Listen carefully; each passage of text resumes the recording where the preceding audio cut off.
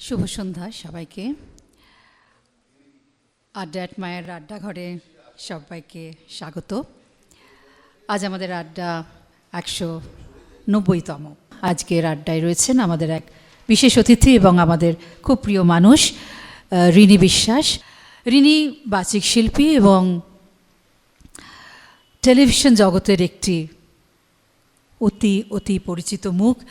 বহু বছর ধরে কাজ করে আসছেন টেলিভিশন জগতে, উপস্থাপনার কাজ করে আসছেন এবং ইদানিং টেলিভিশনে না থাকলেও অন্যান্য বিভিন্ন জায়গায় বাচিক শিল্পী হিসেবে আমরা রিনিকে দেখতে পাই। রিনির অসাধারণ একটি স্টেজ প্রেজেন্স এবং তার সাথেও তার কাজ, তার কবিতা আবৃত্তি আমরা এখানে শুনেছি আগে, আজও শুনবো, গল্প শুনবো, অনেক কিছু শুনবো। রিনির বহু বছর ধরে তারা টিভিতে একটি প্রোগ্রাম হতো, আজ সকালের আমন্ত্রণে আমরা সবাই দেখেছি এবং সেখান থেকেই রিনিকে আমরা বহু বছর ধরে দেখছি উপস্থাপনা করেছে এবং এই পুরো অনুষ্ঠানটি একটি অন্য মাত্রায় গিয়েছিল এই মানুষগুলির জন্য। তার আগেও আমরা দেখেছি খাস খবরে এবং এছাড়াও আরও অনেক জার্নিতে নানান রকম কাজ করেছে। রিনির এই এত কিছু কাজের মাঝখানে কিন্তু বইও লিখে ফেলেছে। রিনির একটি নিজস্ব বইয়ের নাম রিনুর বই। আর আগামী দিনে নিশ্চয়ই আরও অনেক কিছুই পরিকল্পনা আছে, করবে। আজকে রিনি আমাদের সাথে থাকবে সারা সন্ধে জুড়ে। রিনি আমাদের গল্প করবে, অর্থাৎ আড্ডা দেবে এবং আড্ডার সাথে রিনির অনেক গল্প, তার সাথে কবিতা, অনেক কিছু শুনবো।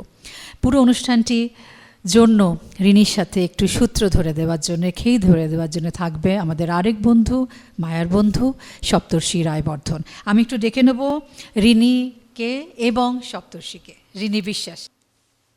আজকে আমাদের অতিথি রিনি। রিনির সঙ্গে আমাদের মায়ার পরিচয় অনেক দিনের, কারণ রিনি এখানে আরও দুটো আড্ডায় এসেছেন আগে। চৈতালি দাশগুপ্তর সঙ্গে এসেছেন রিনি এবং শ্রাবন্তী মজুমদারের সঙ্গেও রিনি এসেছেন। এবং শ্রাবন্তী মজুমদারের যে আড্ডা আমরা করেছিলাম তাতে আমাদের একটাই লক্ষ্য ছিল যে যেহেতু শ্রাবন্তীদিও একটা দীর্ঘ সময় রেডিওতে প্রেজেন্টার হিসেবে কাজ করেছেন, সঙ্গীত শিল্পী তো ছিলেন, তাছাড়াও রিনিও একটা দীর্ঘ সময় ধরে টেলিভিশন, রেডিও ইত্যাদিতে কাজকর্ম করেছেন। সুতরাং দুটো সময় শুধু আলাদা। শ্রাবন্তীদি যে সময়টা কাজ করে গেছেন, রিনি অনেক পরে কাজ করতে এসেছেন। চৈতালিদির ক্ষেত্রেও সেটাই প্রযোজ্য। চৈতালিদিও যে সময় কাজ করে গেছেন, যে সময় দূরদর্শনের একদম শুরুর দিকে, রিনি অনেক পরে এসেছেন সেই টেলিভিশনে। তো সেখানে আমরা খানিকটা উত্তর খোঁজার চেষ্টা করেছিলাম যে দুটো সময় কীরকমভাবে আলাদা হয়ে গেছে। কিন্তু আজকে মানে সেই অর্থে রিনির কাছে আমরা ঋণী। তো আজকে আমরা রিনিকে আবার পেয়েছি, কিন্তু একটু রোল রিভার্সাল। এবার রিনিকে আমার একটু, রিনি সম্বন্ধে রিনি বলবে আমাদের। আমার কাজটা শুধুই সূত্রধরের, তার বেশি কিছু নয়। রিনি প্রথমেই যেটা আমরা শুরু করতে চাই সেটা হলো যে যাদবপুর ইউনিভার্সিটি। যাদবপুর ইউনিভার্সিটি বিশাল ক্যাম্পাস। যাদবপুর ইউনিভার্সিটির মধ্যে একটা আলগা ভালো লাগা, এটা যারা পড়েছেন ওখানে তারা জানেন, অনুভব করেন। তো কীরকম ছিল সেই দিনগুলো? যদি তুমি আমাকে একদম প্রথম সময়ের কথা জিজ্ঞেস করো তাহলে বলবো খুব মন খারাপ হয়েছিল যাদবপুরে গিয়ে। তার কারণ হচ্ছে আমার তার আগে 7 দিন আশুতোষ কলেজে ক্লাস করা হয়ে গিয়েছিল। আমার মনে আছে এখনও 7ই সেপ্টেম্বর যাদবপুরের লিস্ট বেরোলো। ততদিনে আশুতোষ কলেজে ভর্তি এবং ক্লাস হয়ে গেছে। আসলে সব কলেজেই হয়ে গেছে, লেডি ব্রেবন, প্রেসিডেন্সি, সব কলেজেই লিস্টও বেরিয়ে গেছে, ভর্তি ইত্যাদিও হয়ে গেছে। আমার মা কিন্তু আজকে মাকে দেখে যেরকম দেখছো সেটা দেখে ঠিক বুঝবে না। কাকিমা আজকে এসেছেন, কাকিমা এবং কাকু দুজনে উপস্থিত আছেন। আমি একটু বলে দিই, আজকে কাকু ও কাকিমা তো আছেনই, রিনির আমার আরও কাকু কাকিমাও আছেন। কিন্তু আমি যাদেরকে চিনি না সেটা তুমি ইন্ট্রোডিউস করে দেবে। আমি যাদের চিনি তাদের কথা বলি। আমাদের পাবলো আছে, আর রিনির কি বলবো, ওয়ার্স্টাফ বলবো। পিনাকি আছে, পিনাকি অ্যাকচুয়ালি আমাদের পাঠভবন স্কুলে আমাদের মানে আমার সতীর্থ। তো এরা 4 জন এসছেন, আর যারা এসছেন তোমাদের পরিবার, তোমার পরিবার থেকে তাদের একটু পরিচয় আমার করে দিও। স্কুলের বন্ধুরা আছেন, আমার স্কুলের দিদিরা, আমার এমনি বন্ধুরা আছেন, কথার দিদি বন্ধুরা আছেন, কথা যেটা তোমার স্কুল, যেটা এখন, আমার হ্যাঁ। স্কুল।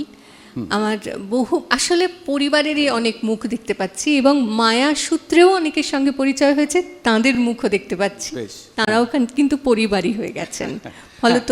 যে কথাটা বলছিলে, হ্যাঁ। এবারে যেটা বলছিলাম যে মা কিন্তু ভীষণ রাগী ছিলেন। এবারে মা ঠিক করলেন, মা নিজে প্রেসিডেন্সিতে পড়েছেন, কিন্তু প্রেসিডেন্সিতে পরীক্ষা দিয়ে আসার পর তিনি ঠিক করলেন মেয়েকে ওখানে ভর্তি করা যাবে না। হ্যাঁ, ভর্তি করবেন না। ফলত লিস্ট বেরোনো কিছু দেখাই হলো না। লেডি ব্রেবন কলেজেও ফর্ম তোলা হলো, জমা দেওয়া হলো, দেখা হলো না। বাবার মনে আছে বোধহয়, আমরা আশুতোষ কলেজে খোঁজ নিতে গেছিলাম, গিয়ে সেই অফিসে যখন জিজ্ঞেস করা হচ্ছে যে বলছে না ভর্তি টর্তি তো হয়ে গেছে। আমি আর বাবা দৃশ্যতই হতাশ, সে কি হয়ে গেছে।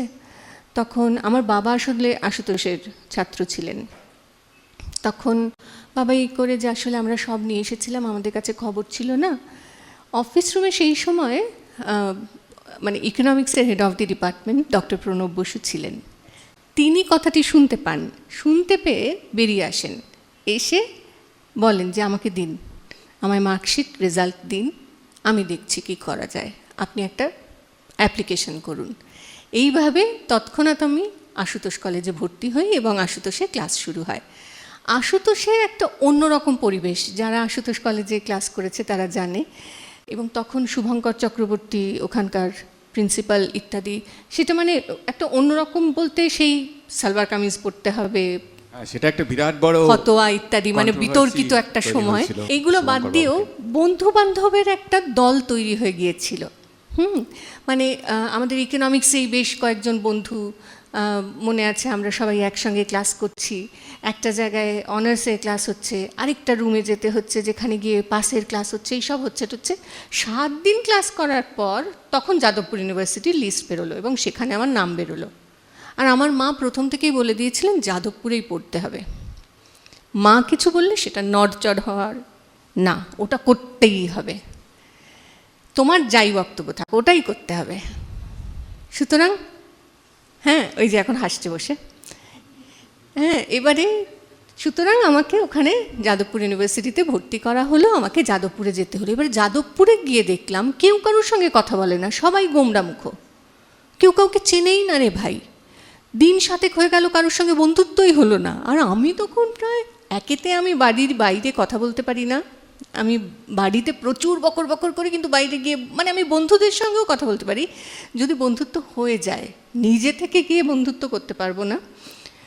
এখানে কেউ সবাই ভীষণ সিরিয়াস হয়ে নোট লেখে, কেউ একজন আসেনি যদি বলে কালকে কি হয়েছে, কেউ বলে আই অ্যাকচুয়ালি ডোন্ট নো।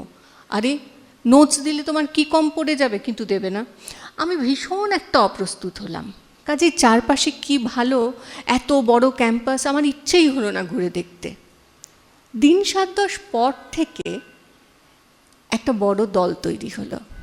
সেখানে ফিজিক্স আছে, সেখানে কম্পারেটিভ লিটারেচার আছে, সেখানে ম্যাথস আছে, বাংলা আছে। আমরা সবাই মিলে বন্ধু হলাম। যতক্ষণ না বন্ধু পাওয়া যায় সপ্তর্ষিদা, ততক্ষণ তুমি যেখানেই পড়ো সেই জায়গাটা ভালো লাগতে পারে না। তারপরে যাদবপুরকে ভালোবাসতে শুরু করলাম। এবারে পায়ে হেঁটে হেঁটে দেখা শুরু হলো, এবারে মিলনদার ক্যান্টিন চিনলাম, এবারে বিভিন্ন জায়গা আমাদের এসি ক্যান্টিনে বসে গল্প করা, একসঙ্গে ঝিলের পাড় দিয়ে হাঁটা, মানে পুরোটা যে এক্সপ্লোর করা যদি বলো, সেইটা সুচেতনা তখন হতো কি?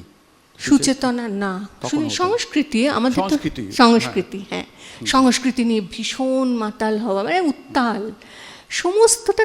তারপরে সেই আনন্দটা, কিন্তু তার আগে পর্যন্ত ভীষণ মন খারাপ করেছিলাম যে আমাকে আশুতোষ থেকে ছাড়িয়ে আনা হয়েছে, মোটেই ভালো লাগেনি ব্যাপারটা।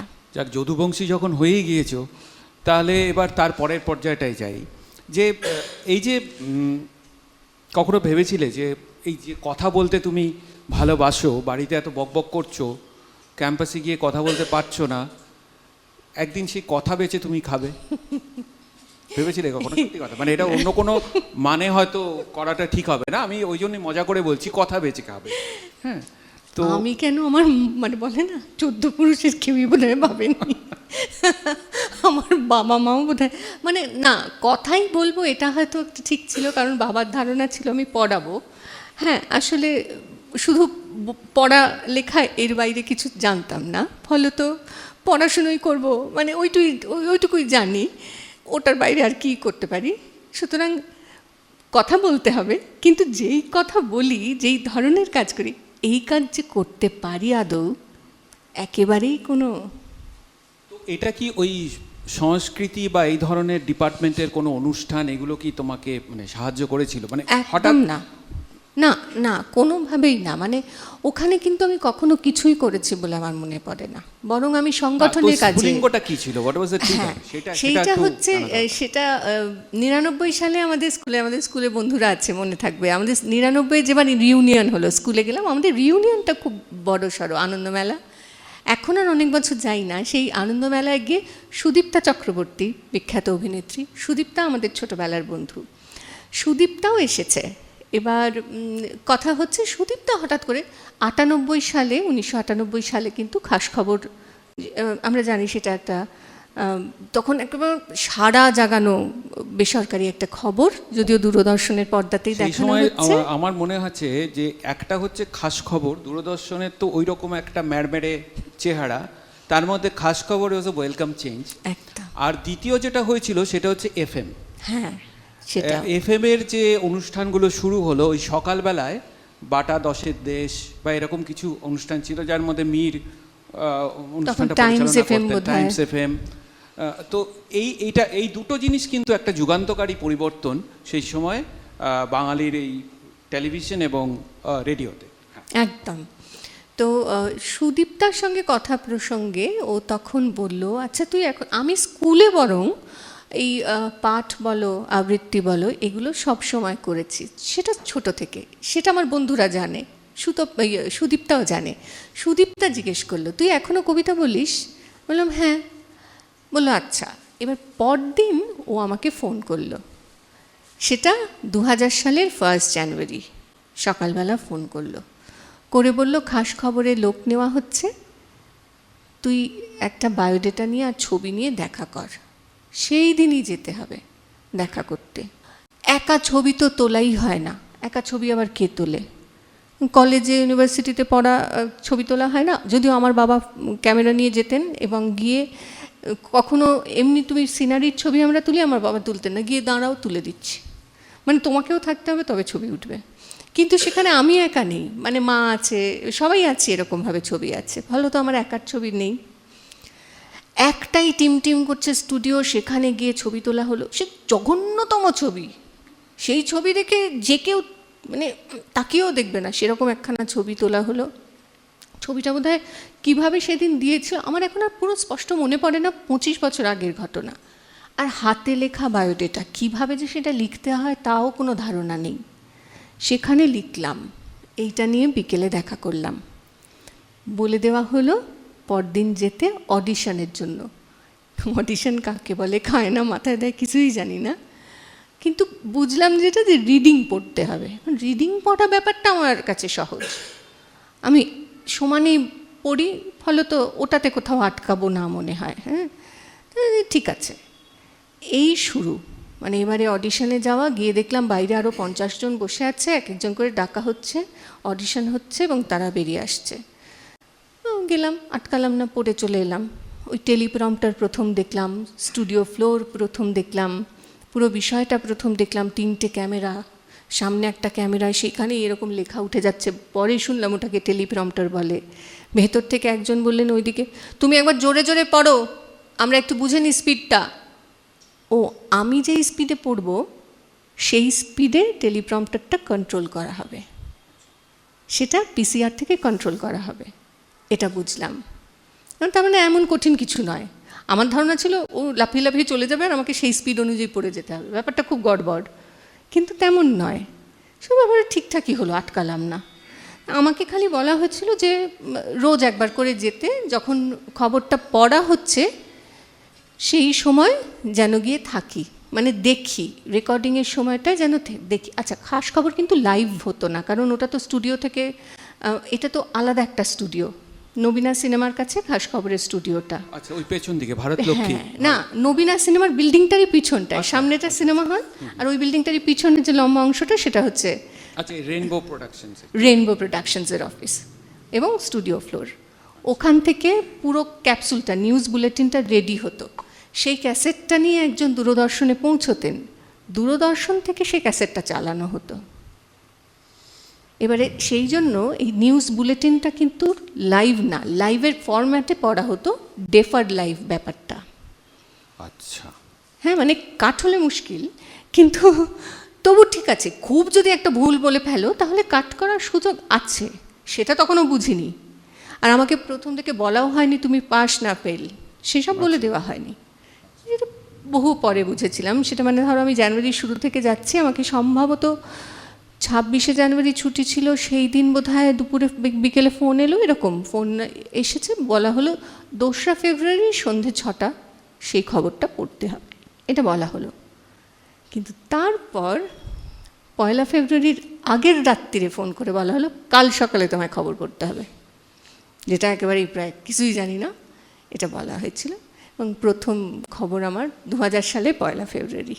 আমার মনে আছে রিনিকে সঞ্চালক হিসেবে সম্ভবত আমি প্রথম দেখি উত্তম মঞ্চে, এবং তখন আমি আমাদের ভূমির সাথে খুব ঘোরাঘুরি করতাম আর কি, মানে ওদের যেখানে অনুষ্ঠান থাকতো আমরা একসাথে যেতাম।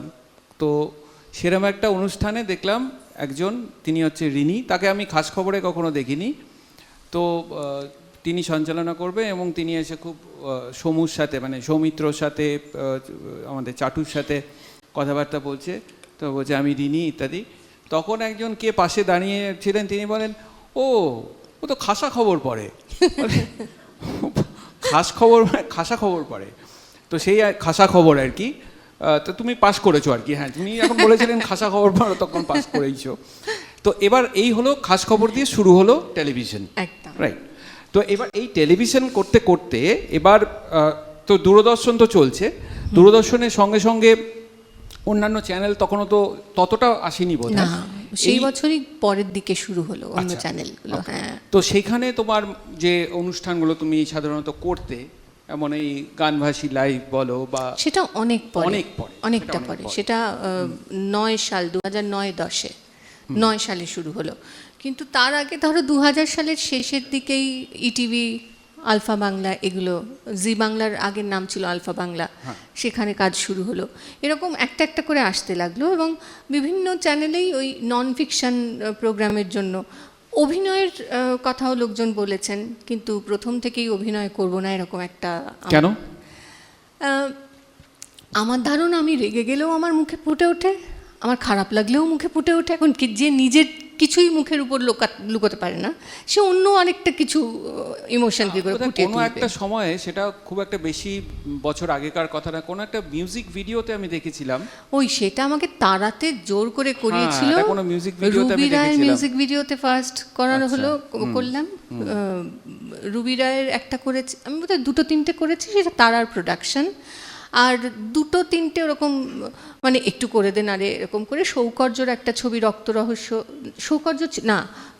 সৌকর্য ছিল ছবিটা, না সৌকর্যর সঙ্গে একটা কোনো কাজ করলাম ছবি তো, হ্যাঁ সৌকর্যরই করলাম, রেইনবো জেলি, সেই সৌকর্য।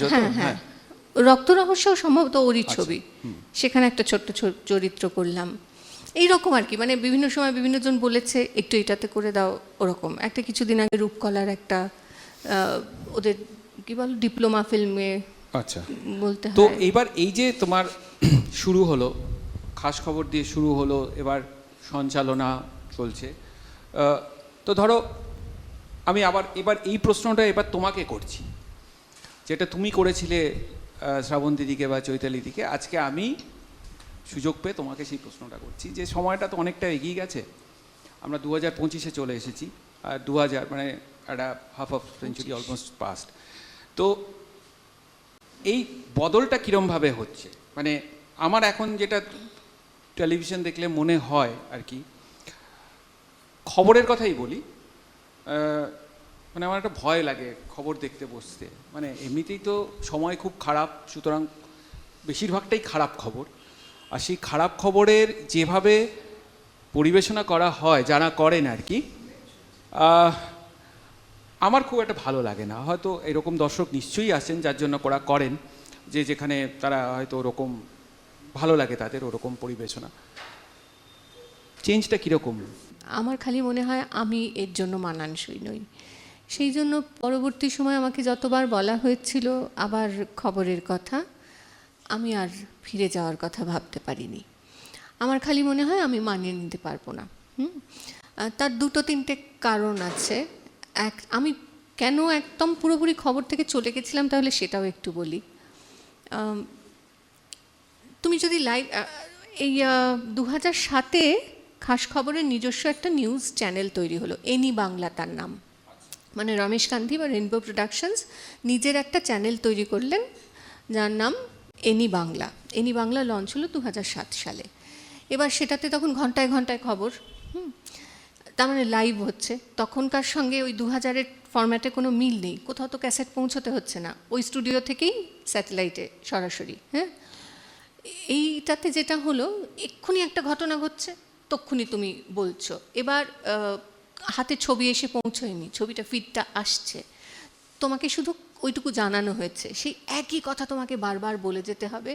এর মাঝখানে ছোট্ট কিছুটা ভিডিও এসে পৌঁছলো। যেমন ধরো বড় বাজারে একটা বিরাট আগুন লেগেছিল ওই সময়, সেইটার দেখা, মানে দেখতে পাচ্ছি শুধু বড় বাজারে সেই আগুন জ্বলছে। আচ্ছা, বেনাজির ভুট্টো অ্যাসাসিনেশন, সেই ঘটনাটা ঘটলো। আচ্ছা, একটা বিরাট ট্রেনের দুর্ঘটনা ঘটলো উড়িষ্যার কোথাও। এই প্রত্যেকটা শুধু ওই ওয়ান লাইনার এবং একটা করে ভিডিও ফুটেজ এসেছে যেটাতে অনেক কিছু নেই, বলতে হচ্ছে।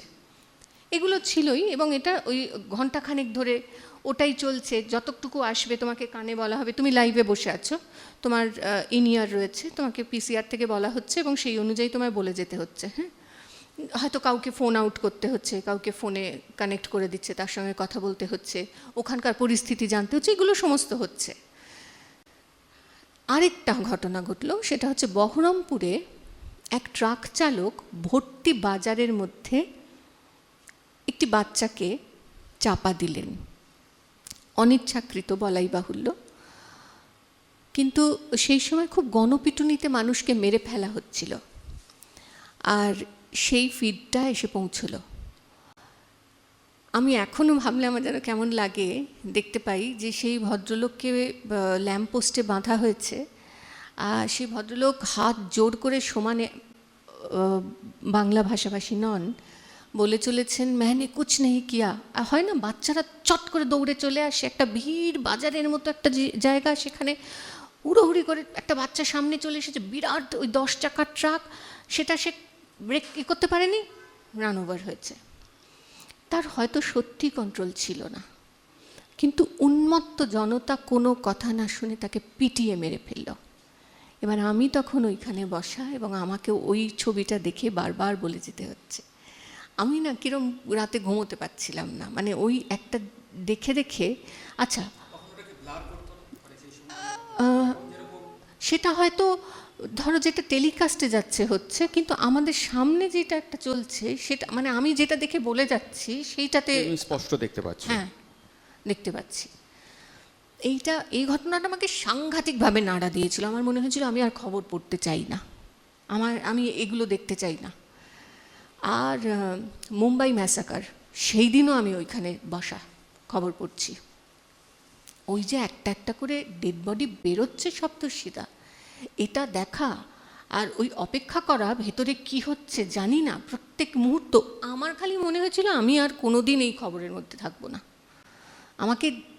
আমার এখনও কীরকম একটা হচ্ছে, মানে আমাকে ছেড়ে দাও, আমি চলে যেতে চাই, আমি এর মধ্যে থাকতে চাই না।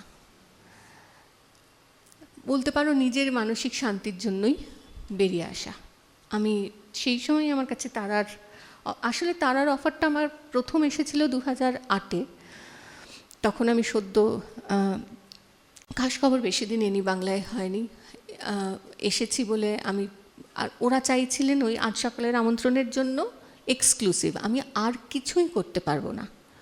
আর মিস্টার গান্ধী আমাকে, পাবলো তখন একেবারে ছোট, আমাকে বলেছিলেন আমি যেই সময়টুকু কাজ করতে পারবো উনি সেই সময়ে আমাকে, মানে অন্যদের জন্য যেটা 9 ঘন্টার সময়, আমার জন্য সেইটুকুই, ঠিক আছে তুম উতনে মি আ জানা, এরকম আর কি। আমার জন্য ওই রিল্যাক্সেশন ছিল। যিনি আমার উপর এমন ভরসা করছেন, আমি তাকে না করতে পারতাম না ওই মুহূর্তে। আমি বলেছিলাম আমাকে এই একটু সময় দিতে হবে, আমি এখন পারবো না। আমি আজ সকালের আমন্ত্রণেতে হ্যাঁ করতে পারিনি। এইটা প্রথমটা আর ফিরিয়ে দিয়েছিলাম 8-এ, কিন্তু 9-এর শেষের দিকে মাঝামাঝি সময় কোন অনুষ্ঠানটা প্রথম করলাম সেটা হচ্ছে 22শে শ্রাবণের একটা ছোট্ট অনুষ্ঠানের জন্য প্রথম। রেশমি রায় ছিলেন তারাতে, মধুচন্দ্রাদি মনে করতে পারবে। রেশমি রায় মেয়ে পড়তো ফিউচার ফাউন্ডেশনে। আমি পাবলোকে আনতে গেছি, রেশমিদি মেয়েকে আনতে গেছে। আমাকে দেখে রেশমিদি প্রথম যোগাযোগ করে। সেই মানুষটাকে দিয়ে প্রোডাকশনের, আমার মানুষটা একসময় ইটিভিতে ছিল, আমার সঙ্গে যোগাযোগ ছিল। এইভাবে যোগাযোগ করে মানুষটার থেকে নাম্বার নিয়ে আমার সঙ্গে যোগাযোগ করা। ওই তারা পরিবার, সত্যি তারা পরিবার, এই শুরু হয়েছিল। এবং মিস্টার বাসু ওই একটা অনুষ্ঠান দেখে ডেকে পাঠিয়েছিলেন, রতিকান্ত বসু ডেকে পাঠিয়েছিলেন। আমি বাইরে রেশমিদির সঙ্গে কথা বলে ঢুকলাম। আমি বললাম না না, আমার ছেলে তো ছোট, আমি তো অনেকটা সময় দিতে পারবো না রেশমিদি, আমাকে যদি বলেন অনেকক্ষণ, আমি না তাহলে না করবো। বললেন হ্যাঁ হ্যাঁ তুই বলিস, কোনো অসুবিধে নেই। রেশমিদিও আবার যাদবপুর, মানে একটা সময় বোধহয় কিছু সময় যাদবপুরে পড়েছে, সব আছে আছে। প্রথম থেকেই তুই ভীষণ দিদি দিদি দিদি সুলভ ইত্যাদি। ভেতরে ঢুকলাম, মিস্টার বাসুর যে কীরম একটা পার্সোনালিটি ছিল, উনি আমাকে সবেতে হ্যাঁ করিয়ে দিলেন। কখন আসতে পারবে, ছেলের জন্য কোন সময়টা তোমার অসুবিধে, ওই সময় আসবে না, ঠিক আছে 3টে থেকে 9টা এসো। সকালের দিকটায় অসুবিধে ছেলের জন্য, ওই সময় করতে হবে না, 3টে থেকে 9টা আমার অফিস আওয়ার্স হলো। এবং সকালগুলোতে আমাকে অনুষ্ঠান করতে হবে না, আমাকে সন্ধেটা ভাবতে বললেন। সোম থেকে শুক্র আমি তখন অ্যাজ প্রডিউসার এবং অ্যাঙ্কার জয়েন করলাম। ওই একটি চাকরি আমি এ যাবৎকাল করেছি, সেটি তারায়। এবং আমি বললাম তো, আমাকে উনি কনভিন্স করালেন। মানে এটা কতদিনের ওই ঘটনাটা? আমার কন্ট্রাক্টটা প্রথমে ছিল 6 মাস। আমি আর ওই চাকরির কন্ট্রাক্টে ছিলাম না, কিন্তু আমি 2009 থেকে 2015 তারাতে ছিলাম। 2015 ডিসেম্বরে তারা থেকে, নভেম্বরে ছাড়লাম ধরো। তারপরে তার মধ্যে তো আরও অনেক কিছু হয়ে গেছে, শারদাকাণ্ড ইত্যাদি, আমাদের সবাই আমরা ছড়িয়ে ছিটি। হ্যাঁ, শেষ দিনও আমি ছিলাম। হ্যাঁ, সেটা আমার মনে আছে, সেই এপিসোডটা আমার মনে আছে, অনেকেরই মনে থাকবে সেই এপিসোডটা। তো এবারে টেলিভিশন থেকে একটু টুক করে লাফিয়ে চলে আসি রেডিওতে। রেডিওতে আকাশবাণী প্রথমে সবারই আমি দেখি যে রেডিও মানে আমাদের তো সত্যি কথা বলতে কি প্রাইভেট চ্যানেলের আগে আকাশবাণী ছিল ভরসা। মানে যেগুলো বিজ্ঞাপনদাতার অনুষ্ঠান হতো সেগুলো ওই আকাশবাণী থেকেই সময় কেনা হতো, কিনে অনুষ্ঠান হতো, হয় FM-এ হতো, বিজ্ঞাপনদাতার অনুষ্ঠান আগে হতো, যেটা শ্রাবন্তীদিরা করতেন। তো রেডিওটা কিরকম এবার আলাদা হলো? এইবার তোমাকে কেউ দেখতে পাচ্ছে না, তুমি লুকিয়ে পড়ছো আস্তে আস্তে। আমার সেটাতে অনেক বেশি স্বচ্ছন্দ লাগে। আমায় কেউ দেখে আমার তার থেকে আমি যেন লিখে বলতে অনেক বেশি স্বচ্ছন্দ বোধ করি। কেউ দেখার থেকে আমার যা বলার আছে সেটা যদি আমাকে লিখে বলতে বলো, আমার তাতে স্বচ্ছন্দ লাগে। আমাকে দেখা যাচ্ছে না, শুধু শোনা যাবে, আমি তাতে অনেক স্বচ্ছন্দ। রেডিও আমার জন্য অনেক ভালো একটা মাধ্যম। এক্ষেত্রে আমার মা বাবার একটু বলি, তারা এমনিতে কোথাও কখনো আপত্তি করেননি, কিন্তু তাদের একটা পুরোপুরি তারা ভেঙেই পড়লেন। মেয়ে পড়ালেখার থেকে শতহস্ত দূরে চলে এলো, পড়ালেখাকে বিসর্জন দিল, দিয়ে এমন মিডিয়া এলো, এবং কি করছে মানে এটা তো কেউ কোনোদিন দেখেও নি, জানেও না, বোঝেনও না তারা। হ্যাঁ, আকাশবাণী বরং তাদের কাছে খানিকটা কদর পেল। আমি আশার বাণী নিয়ে এলো আকাশবাণী, আশার বাণী। এবার যুববাণীতে প্রথম 2টো একটা কাজ করলাম। তারপরে আকাশবাণী, প্রসার ভারতীর পরীক্ষা দিতে হয়। আকাশবাণীতে তো বিরাট একটা সিলেকশন প্রসিজিয়ার আছে। আকাশবাণী সেই পরীক্ষা, হেয়ার স্কুলে সিট পড়েছে, আমাকে আমার বাবা নিয়ে গেছেন। অঙ্ক টঙ্ক সব পরীক্ষা দিতে হয়েছিল। হ্যাঁ, আমার বাবা ওই পারের থেকে পরীক্ষা দিয়ে বেরিয়েছি, ওই পার থেকে আমি জিজ্ঞেস, এই রিনু সব পেরেছিস তো? সারা রাস্তার সব লোক আমার দিকে তাকিয়ে আছে, আর রিনু কিন্তু ততদিনে মোটামুটি খাস খবরের দৌলতে লোকে আমাকে চেনে, সবাই রিনুকে দেখছে। সব পেরেছিস তো বলে উনি ওই প্রান্ত থেকে কোথায় গাড়ি রেখেছেন সেইখানেই দাঁড়িয়ে আছেন, দাঁড়িয়ে আমাকে ডেকে কথা বলছেন। সবাই তখন বেরোচ্ছে, কী যে লজ্জার ব্যাপার। আগে তো মেয়েকে পরীক্ষা দিতে নিয়ে গেছেন। যাই হোক, সেটা 2001 সাল আমি আকাশবাণীতে পেলাম। এই চিঠিটা যেদিন এলো সেইটাতে আমার মা বাবা খুশি হলেন খুব, আমার থেকেও বেশি আমার মা বাবা খুশি হলেন যে আমি ওই অডিশনে ডাক পেলাম। এবং সেই অডিশন দিতে গিয়ে আকাশবাণীর স্টুডিওতে ঢোকার সৌভাগ্য হলো। আকাশবাণীতে এবং তারাতে আসলে কাজটা শিখেছি বলতে পারো। আকাশবাণীতে হাতে কলমে শিখেছি, কারণ আকাশবাণীর কনসোল নিজেকেই অপারেট করতে হয়, কেউ করে দেয় না।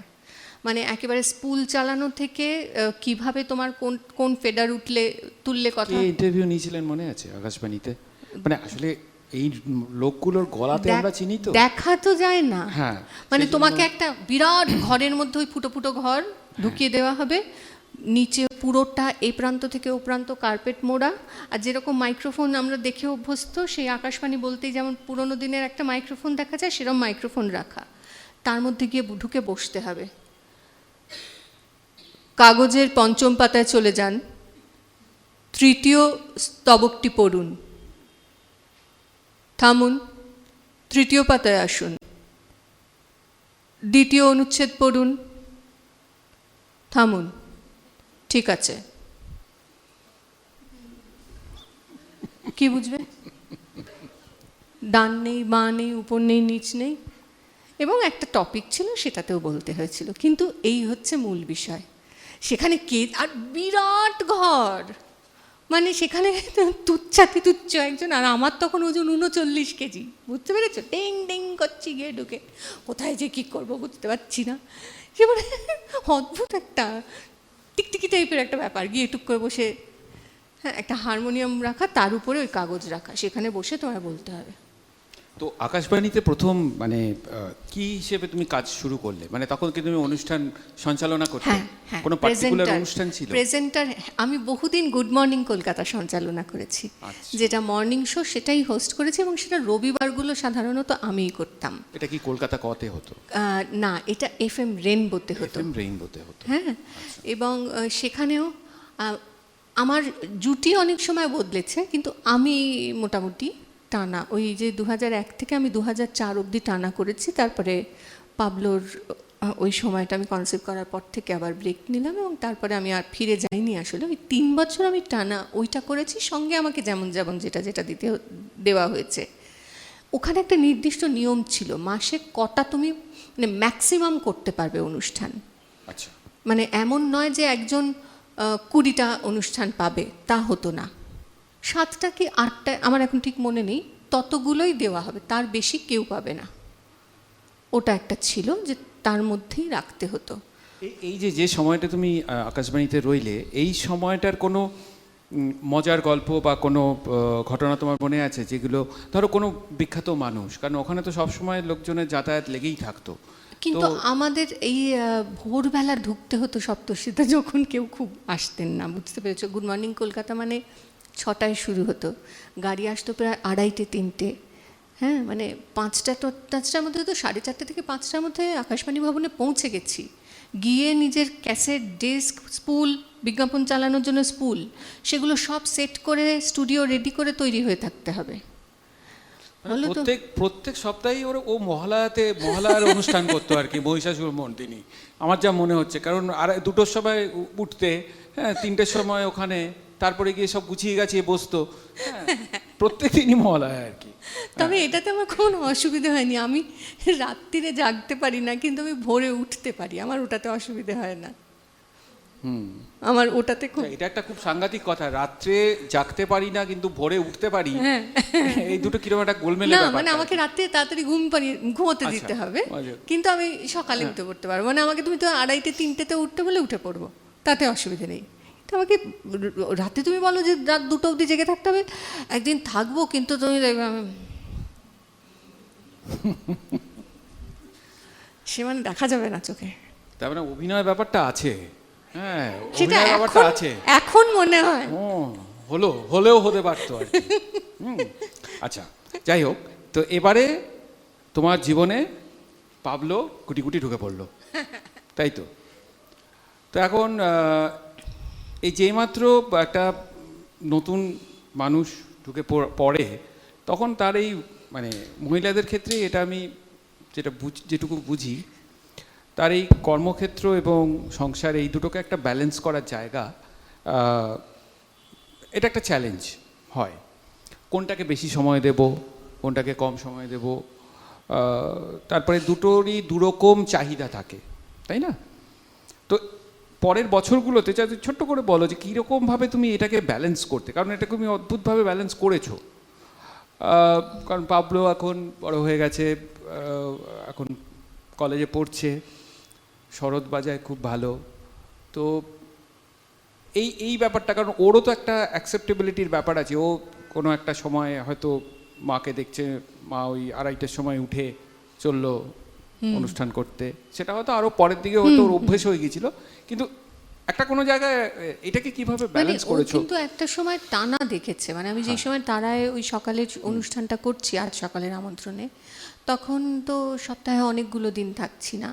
আমি সোফার উপর ওর স্কুল ড্রেসটা পাশাপাশি সাজিয়ে রেখে যেতাম, ওর লাঞ্চ বক্স রেডি করে টেবিলের উপর রেখে একটা স্টিকি নোট দিয়ে রেখে, ওর ব্রেকফাস্টের জন্য দুধের বাটি, কর্নফ্লেক্স সব রেখে ওইভাবে বেরোতাম। আর ও উঠে সমস্তটা কাজ টাজ করে আবার ক্লাস 5-এ বোধহয় দেখলাম ওই স্টিকি নোটের উল্টো দিকে আবার আমাকে উত্তর লিখে দিয়ে গেছে। আমাদের এই চিঠি আদান প্রদান শুরু হলো, সেগুলো আমার কাছে জমানো আছে, ওই ছোট্ট ছোট্ট চিরকুট জমানো আছে। তো ওটা দেখে অভ্যস্ত। কিন্তু ওইটাই আবার ও যতক্ষণে স্কুল থেকে, মানে ও যখন ঘুমোচ্ছে সেই সময় আমি বেরিয়েছি হয়তো, ও শুধু স্কুলে যাওয়ার আগে আমাকে পায়নি, আবার ও স্কুল থেকে ফিরছে আমারই সঙ্গে, আমি ওকে আনতে যাচ্ছি, আর বাকি সময়টা আমি ওর সঙ্গেই আছি। আমি চেষ্টা করেছি ও যখন বাড়িতে থাকে সেই সময়টা বাড়িতে থাকতে।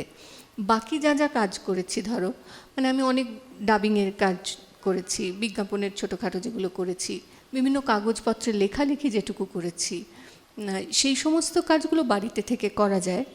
হয়তো আমার জন্য, বা অনেক সময় অনেক ইনস্টিটিউটে পড়ানোর যে কাজ সেগুলো, বা কর্পোরেট ইভেন্টস, এগুলো বাদ দিয়ে বাকি কাজগুলো আমি চেষ্টা করতাম পাবলোর স্কুল টাইম, যেটা স্কুল আওয়ার্স, তার মধ্যে রাখতে, যাতে ও যেই সময়টা বেশি সময় স্কুলের পরের সময় তাতে আমি থাকতে পারি। যখন আমি থাকতাম না তখন আমরা ওইভাবেই আমি আর পিনাকি ঠিক করতাম যাতে পিনাকি সেই সময়টায় থাকে। মানে আর অনেক সময় এমন হয়েছে যে কর্পোরেট ইভেন্টে যেতে হবে বা কিছু, সেরকম ক্ষেত্রে আমার মা বাবা, এখন তো তারা অনেক বয়স হয়ে গেছে, কিন্তু একটা সময় ছিল তারা সপ্তাহে প্রতি সপ্তাহেই আমার কাছে আসতেন। ফলত ওই এসে সেদিন থাকতেন, দুপুরবেলা চলে এলেন, আমি ফিরলাম, তখন গেলেন, বা পিনাকি বাড়ি ঢুকলো, সেই গাড়িতেই বাড়ি চলে গেলেন, এরকম আর কি। এইভাবেই মানে আমরা বাড়ির কেউ না কেউ ওর সঙ্গে থেকেছি, অনেকটাই আমি হয়তোবা ওইটা করেছি আর কি। আচ্ছা, এই কথাবার্তা বলতে বলতে আমি একটা ছোট্ট করে জ্যোতিচিহ্ন টানি, একটু কবিতা হোক। করে যাচ্ছি তো অনেকক্ষণ ধরে, একটু কবিতা হোক, বেশ, তারপরে আবার ফিরবো বকবকনিতে। আমাকে আমার কখনোই ভালো লাগেনি সেই ছেলেবেলা থেকে। আমার কানগুলো খরগোশের মতো, নাকের উপরকার তিলটা ভয়াবহ যন্ত্রণাদায়ক, আর চোখের ভাষা তো আমি নিজেই পড়তে পারিনি জীবনে। গ্রীবায় একটা ভাঁজ, যা দেখে মা বলেছিল নানা ভাইয়ের ভাগ্য। আমার কেবলই মনে হতো আমি এদের কেউ নই। ভাইয়া বলেছিল তুই কুড়িয়ে পাওয়া মানুষ। আমি ওই ডাস্টবিনের পাশে দাঁড়িয়ে ছোট্ট আমাকে খুঁজতাম। একবার প্রেম আমাকে ধোঁকা দিয়ে গেল দারুণ। আমি বুঝবার চেষ্টা করছিলাম ভুলটা কোথায়। দেখলাম আমার হাত কচলানো ভঙ্গিটাই নচ্ছাড়। প্রেমের সামনে আমি যেন একটা কৃতদাসের পুরনো প্রতিচ্ছবি। অনেক বছর পর আজ এক হকার আমায় টিটকিরি দিয়ে গেল। বাড়ি ফিরে আয়নায় নিজেকে মেলাতে গিয়ে হোঁচট খেলাম। এই আমিটা তো কখনোই আমি ছিলাম না, হতেও চাইনি। আচ্ছা, এর পরেও কি তুমি বলবে আমাকে তোমার দারুণ লাগে? এটা শাকিলা তুবা বলে একজনের লেখা, অরূপের রূপ তুমিই জানো, সন্ধির সূত্র। কাল আমাদের ঝগড়া হয়েছে, সে ভারী মজার। শোন, কিছুতে কথায় না পেরে শেষে চটে গেল একজন। মানলে না তবু হার, দোষ বল তবে কার? হার যদি ভাই মানতো তাহলে মিটিয়ে নিতুম ঠিক। আমার সঙ্গে সমানে তর্ক, ফল তার বুঝে নিক। আমার ভুল বা আমার যা ত্রুটি আমি কি বুঝিনি বল? ওর বুদ্ধির দৌড়টা শোন, খালি মিছে ধরে ছল। কেবলই বোঝাতে চায় মেয়েরাই নিরুপায়। রাগ ধরে কি না তুই বল দেখি? তাই তো বলেছি চোটে, অনধিকার যে চর্চা তা যেন করে না কো কেউ মোটে। কথা তো বন্ধ করেছি, আরো কঠিন শাস্তি চাই। ভাবছি না হয় হপ্তাখানেক গোপালনগরে যাই। সহজে করলে মাপ, পুরুষের বাড়ে দাপ। পত্নী প্রতাপ মানে না যে পতি, অপরাধী সে তো ঘোর। নির্বিচারেই হেরে যাওয়া রোজ ডিউটি নয় কি ওর? জানিস পারুল, সকাল থেকেই হাজারো মিথ্যে ছলে ফন্দি খাটিয়ে ঘুরছে আমায় কথাটি কওয়াবে বলে। জরুরি অমুক বই পাচ্ছি না কেন, কই? ওরে বেটা হরে, কোথা গেল ফাইলটা দরকারি? রিডিং রুমের বড় টেবিলটা নোংরা হয়েছে ভারী। কলেজে যাবার সময় সে আজা সাজা পেয়েছে শোন, দুর্দশা দেখে হাসি কি কাঁদে তা ভেবেই পাইনি বোন। সেই ঝগড়ার পরে ঢুকিনি তো আর ঘরে। ও মহলে গিয়ে জায়দের কাছে আস্তানা নিয়ে আছি। ভয় দেখিয়েছি, চলে যাব আমি বড়দির কাছে রাঁচি। কি বলছিল ভুলে গেছি। ও হ্যাঁ হ্যাঁ, কলেজে যাওয়ার কথা। নবীন অধ্যাপক মশাই শোন, কত যোগ্যতা। স্নান করে উঠে আজ চুল আঁচড়ানোর সাজ মোটেই হলো না। সেটা আমি রোজ করে দিই কি না তাই। মাথায় কেবল এলোমেলো করে বুরুশ বুলোলে ভাই। ফর্সা পিরানে ময়লা কলার, কোটটা হলো না ব্রাশ। নেকটাইটাও বাঁধতে জানে না, উল্টো টেনেছে ফাঁস। টাই ক্লিপ গেল খুলে, রুমাল নিলেন না ভুলে। চাকরের সাজা পান খেয়ে জিভে যা সাজা পেয়েছে চুনে। কি করে আজ যে দেবে লেকচার, লোভ হয় আসি শুনে। হাসছিস কিলো, লুটিয়ে বলি যে ও তো ভালো নয়, থাম। তোরও দিন এলে বুঝবি এদিনের কত দাম।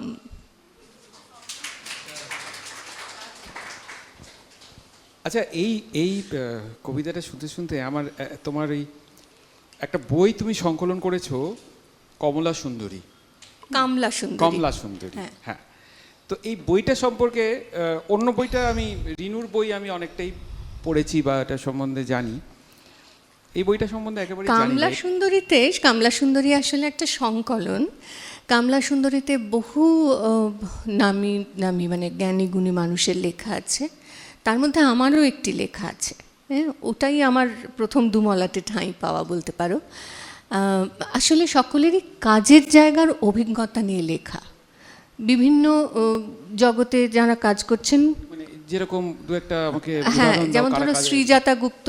আচ্ছা, শ্রীজাতা কাজ করে সাধারণত এপদের নিয়ে, মানে ও শিম্পাঞ্জি, ওরাংওটাং, ওদের ভাষা, ওরা কিভাবে কমিউনিকেট করে, এবং ও বিভিন্ন জঙ্গলে গিয়ে গিয়ে তাদের সঙ্গে মানে ওদের অবজার্ভ করা, সেটাই ওর কাজের একটা বিরাট অংশ। মানে ও এই দেশের জঙ্গলে করেছে, বিদেশে এই মুহূর্তেও ফ্রান্সে আছে, ওর একটা লেখা আছে। যশোধরা রায়চৌধুরী, যশোধরাদির লেখা আছে, মানে এরকম অনেকের আলাদা আলাদা লেখা আছে। আমার মিডিয়ার উপরে একটা লেখা আছে, আমার কাজের জগৎ নিয়ে একটা লেখা আছে সেখানে। বাহ, আচ্ছা, এবারে আমি একদম স্পেসিফিক একটা প্রশ্ন আমি অনেক মানে ভেবেই রেখেছি এটা তোমাকে করব। তার কারণ হচ্ছে যে কবিতা যারা বাঙালি কবি, প্রথমেই আমাদের তো সবার রবীন্দ্রনাথ নিয়ে আমাদের একটা ভীষণ রকম সেন্সিটিভ। আমরা রবীন্দ্রনাথকে কি চোখে দেখো? এইটা খুব একটা মানে আমার কাছে খুব সহজ উত্তর হচ্ছে, আমার বাড়িতে একটি ঠাকুর ছিলেন এবং আছেন, তিনি রবীন্দ্রনাথ, তিনি রবি ঠাকুর। কারণ বাবা মা কোনোদিন আমাকে আলাদা করে ঈশ্বর বা ভূত বিশ্বাস করতে শেখাননি। ঠাকুর পদবীর জন্যই হোক বা অন্য কিছুই হোক, বাড়িতে বইয়ের আধিক্য বা পড়ালেখার চল, আমি রবীন্দ্রনাথকে ওইভাবেই পেয়েছি। তখন কিছু না বুঝে, যত বড় হয়েছি তত বুঝতে পেরেছি হয়তোবা যে অনেক প্রশ্নের উত্তর ওখানে গেলে পাওয়া যায়। সুতরাং ওই একটা আর কি, মানে আমার কাছে ওই একটি ঈশ্বর, আর অন্য কোনো যে কোনো একটা প্রয়োজনে আমার মা বাবার পরে যার কথা মনে পড়ে তিনি হয়তো রবীন্দ্রনাথ। তুমি তো গানও শিখেছিলে দক্ষিণীতে। হ্যাঁ। তো ধরো এরকম কোনো গান রবীন্দ্রনাথের, মানে এটা যদি সম্ভব হয়, সেই গানটাকে তুমি পাঠ করবে আমাদের জন্য, সেরকম কি মনে পড়ছে কিছু? আসলে আমি জিজ্ঞেস করলে তোমাকে আমি বলবো রবীন্দ্রনাথের কবিতা পড়তে, কিন্তু আমার হঠাৎ মনে হলো যেহেতু তুমি দক্ষিণীতে অনেকদিন গান শিখেছো এবং রবীন্দ্রনাথের দর্শন বা রবীন্দ্রনাথ মানুষ সম্পর্কে তোমার এরকম একটা ধারণা, যদি এরকম একটা করা যায়। আমার আসলে দুটো, আমি ওই কথাগুলো খুব মনে রাখার চেষ্টা করতে চাই বলতে পারো, যে আমার মাথা নত করে দাও হে তোমার চরণ ধুলার তলে, সকল অহংকার হে আমার ডুবাও চোখের জলে। মানে আর কিছু, মানে মাথাটুকু যেন এই, আর আমি তোমার যাত্রী দলের রব পিছে, সবার শেষে যা বাকি রয় তাহাই লব। আমার কোনো তাড়াহুড়ো নেই, আমার চাহিদা নেই, আমার কাড়াকাড়িও নেই, আমার কোনো প্রতিযোগিতায় যাওয়ার নেই, আমার এটা পেতে হবে, ওখানে যেতে হবে, ওই উচ্চতায় না উঠলে আমার জীবন বৃথা, আমার সেই ভাবনাও নেই। সেই ভাবনা থাকলে অন্যভাবে জীবন সাজাতাম হয়তোবা, সত্যিই নেই। আর সেই জন্য কিছু কিছু গান কিছু কিছু মুহূর্তে খুব মনে হয় আর কি। বা ধরো এই গানটাও, যে ভুলে যাই থেকে থেকে তোমার আসন পরে বসাতে চাও, নাম আমাদের হেঁকে হেঁকে, হ্যাঁ, দাড়ি মোদের চেনে না যে বাধা দেয় পথের মাঝে, হ্যাঁ, বাহিরে দাঁড়িয়ে আছি লও ভিতরে ডেকে ডেকে, হ্যাঁ, যে কিছুই না, যে তিনি কে আমার জানা নেই, যেহেতু আমার ঈশ্বর বলে কোনো অবয়ব নেই সামনে, বা সেরকম কাউকেই আমার মনে হয় না, কিন্তু নিজের সঙ্গেও তো দেখা হওয়াটা ভীষণ জরুরি। এবং যত বয়স বাড়ে তখন আরও বেশি বোধহয় বোঝা যায় যে আর বাকি সব। এটা আমি দেখেছি, এটা আমি অনেকের কাছ থেকে এই ব্যাপারটা শুনি, মানে ফিডব্যাক পেয়েছি, বা আমারও মনে হয় যে রবীন্দ্রনাথকে এক একটা বয়সে এক এক রকম করে, মানে যেন রবীন্দ্রনাথের যে গান বা তার কবিতা বা তার কথা, তার মানে বদলে বদলে যায়। হ্যাঁ, যেভাবে হয়তো এটা আমাদের বয়স বাড়ার লক্ষণ, যে যেভাবে আমরা হয়তো এক সময় পড়েছি রবীন্দ্রনাথের কোনো একটা কবিতা, তার থেকে যা মানে আমাদের কাছে এসেছে, পরবর্তীকালে হয়তো আর একটু বয়স যখন হয়েছে আমাদের, তখন তার মানে গিয়েছে বদলে। তো এটা স্বাভাবিক। তাহলে একটু রবীন্দ্রনাথ হোক, রবীন্দ্রনাথের কবিতা হোক। আমি কি আমার একটা লেখা পড়বো? রবীন্দ্রনাথের কথা তুমি জিজ্ঞেস করলে সেই প্রসঙ্গে, মানে যেটা খুঁজছিলাম সেটা পাইনি, কিন্তু আমার একটা অন্য লেখা। ছোটবেলা বলতেই আমি একটা ফুলছাপ পর্দা দেখতে পাই, সবুজ জমিতে লাল হলুদ ফুলের ছবি, অল্প হাওয়ায় পর্দাটা উঠছে। সময়টা সকাল না বিকেল ঠাহর হয় না, তবে টইটম্বুর আলো ঘরের ভিতর। রেকর্ড প্লেয়ারে শান্তিদেব ঘোষ গাইছেন, দুই হাতে কালের মন্দিরা যে সদাই বাজে।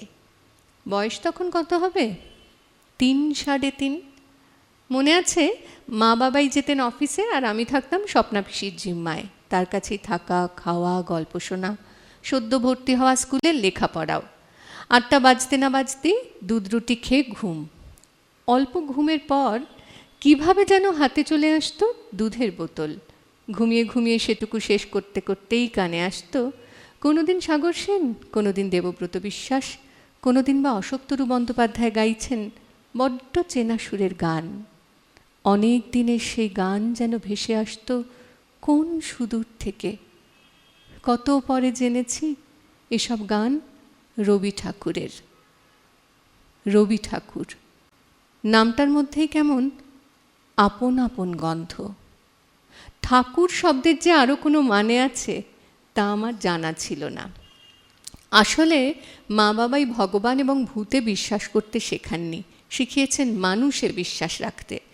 তাই সেই শিশু মনে ঠাকুর বলতেই যে ছবি তৈরি হলো তা এই মানুষটিরই, রবীন্দ্রনাথেরই। রবীন্দ্রনাথ আমার কাছে মায়ের গলায় চরণধ্বনি শুনি তব নাথ। রবীন্দ্রনাথ আমার কাছে বাবাইয়ের গলায় দেবতার গ্রাস। মা শিখিয়েছিল জোনাকি কি সুখে ওই ডানা দুটি মেলেছ। কত ছোট তখন, এখন আর মনেও পড়ে না, কিন্তু গানটার প্রতিটা শব্দ এখনো একইভাবে মনে থেকে গেছে। কতবার যে নিজেকে কাবুলিওয়ালার মিনি মনে হয়েছে ছোটবেলায়। কার লেখা বোঝার আগেই সেই গল্প শোনা হয়ে গেছিল বহুবার। আর রিনিও কিভাবে যেন অনায়াসে মিনি হয়ে গিয়েছিল মনে মনে। বাবাই রবীন্দ্রনাথ নিয়ে বসত করেন আজীবন। তখন তো বুঝিনি, দেখেছি শুধু। এখন খানিক বুঝি।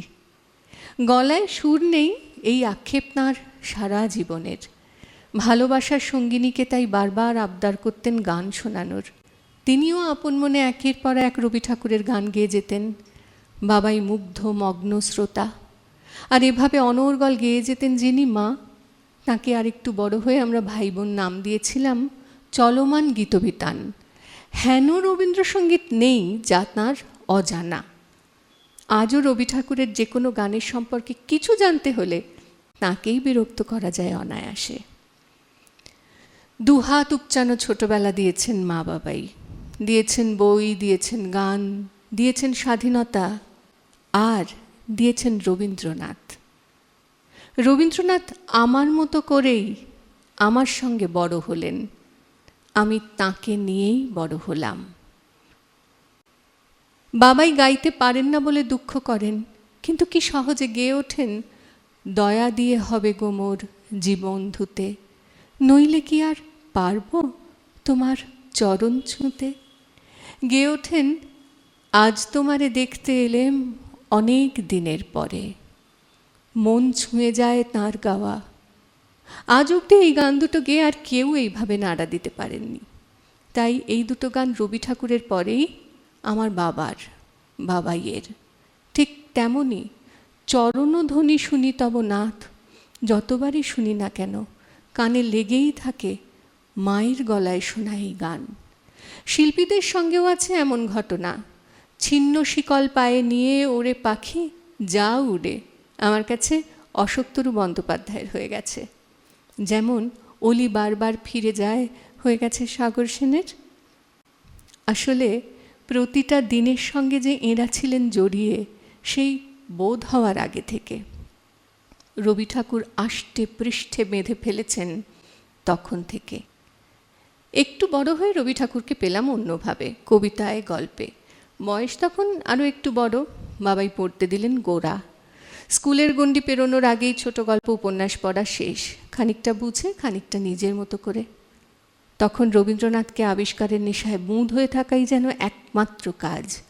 পড়তে বসেও হাতে রবীন্দ্রনাথ, পাশে পড়ার বই, বকুনি জোটেনি কোনো দিন।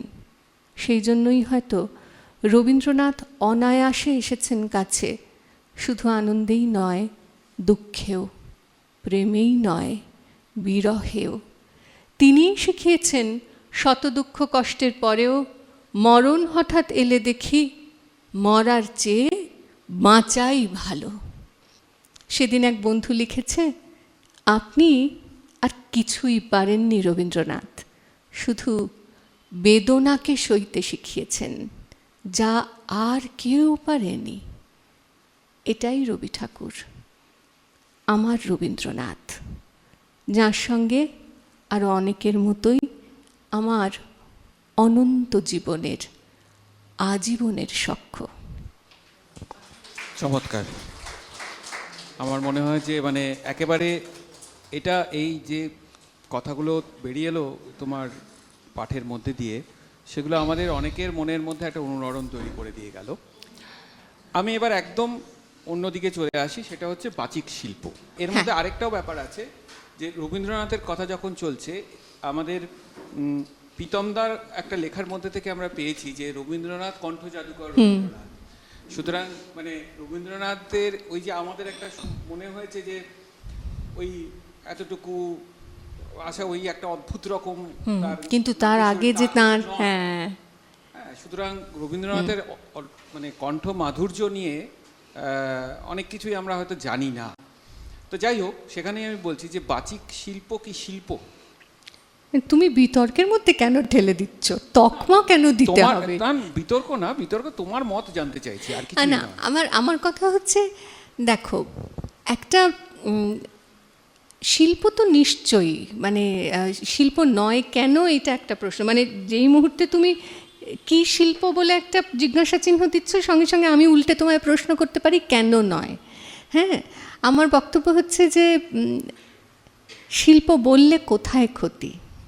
ক্ষতি তো কিছু নেই, সবাই মিলে এটার ভালো করার চেষ্টা করছেন, এটাতে অনেকের মনোরঞ্জন হচ্ছে এবং এতে ভাষাকে বাঁচিয়ে রাখার চেষ্টা করা যাচ্ছে, যেটা ভীষণ জরুরি বলে আমার আজকের দিনে মনে হয়। বিশেষত মাতৃভাষাকে আমরা কীরকম একটা হেলাফেলা করে ফেলি, আমরা অনেকে জানিই না কোনটা ঠিক কী, কখন কোথায় কি বলতে হয়। আমরা একটা জগা খিচুড়ি মিশেল ভাষায় কথা বলি, কিছু শব্দ তো ইংরেজি অবধারিতভাবে আসবে, কিন্তু আমরা অনিচ্ছাকৃতভাবেও ওই যে কানে এমন কিছু শব্দ এসে পৌঁছয়, বিশেষত তুমি এফএমের কথা বললে, তার দৌলতে তুমি জানো এই যে বিভিন্ন জায়গায় ক্লাস করাতে যেতাম, তাতে শুনতাম, মানে ধরো আমি সেখানে উচ্চারণ শেখাচ্ছি, আমি তাদেরকে একরকম শব্দের কথা বলছি যে এই রকমভাবে শব্দ, এই শব্দ বললে ঠিক হয়, তারা বলছে কিন্তু আমাকে অন্য ক্লাসে এগুলো বলতে বলা হয়েছে। মানে বাংলা একটা হলে একটা হিন্দি একটা ইংরেজি, অথচ অনুষ্ঠানটা বাংলায় হবে। তার মানে বুঝতে পারছো আমাদের বাংলা ভাষাটা আসলে সত্যি সত্যি খানিকটা কোন ঠাসা হয়তো বা হয়ে পড়ছে, যদি না আমরা যারা এই ভাষাটা নিয়ে কাজ করতে চাই বা ভালোবেসে রাখতে চাই সঙ্গে, তারা একটু এগিয়ে আসি এবং তাতে যদি যারা কাজটা করছেন তাদেরকে এই শিল্পী নাম দেওয়া হয়, তাতে ক্ষতি তো কিছু নেই। মানে সেই নামটা দিলে যদি কাজটা ত্বরান্বিত হয় বা সেই কাজটাতে যদি কোনো সুরাহা হয়, তাহলে হোক না নাম দেওয়া, অসুবিধে কোথায়?